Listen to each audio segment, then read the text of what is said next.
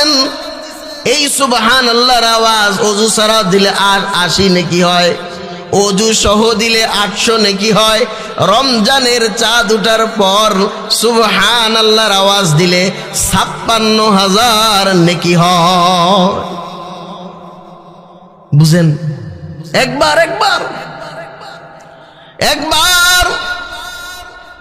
দোস্ত কোরআনের একটা আয়াত, বিসমিল্লাহির রহমানির রহিম, বলেন আমার সাথে, বিসমিল্লাহির রহমানির রহিম। এটা কোরআনের একটা আয়াত। এই এতটুকু শব্দ, এতটুকু বাক্য, এটা আমরা সবাই পারি। আমরা এখন পড়ে ফেললাম। বিসমিল্লাহর মধ্যে 19টা হরফ আছে দোস্ত।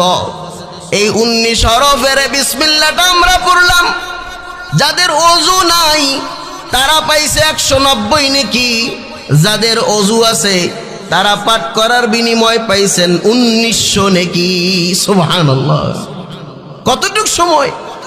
এতটুক সময়ে পড়ে ফেললাম বিসমিল্লাহির রহমানির রহিম।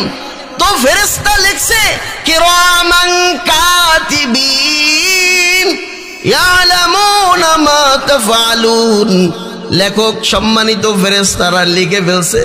আপনি বিসমিল্লাহটা পড়ে ফেলছেন, তো ফেরেশতা এখন লিখে ফেলছে আপনার আমলনামায় 1900 নেকি। সুবহানাল্লাহ।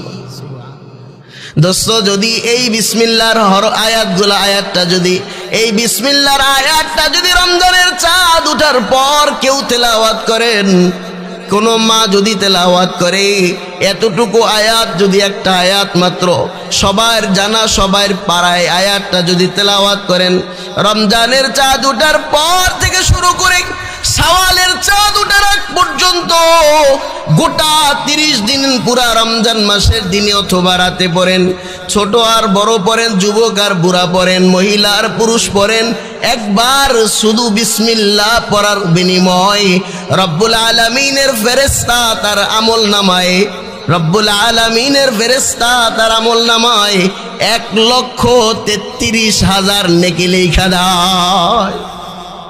সুবহানাল্লাহ।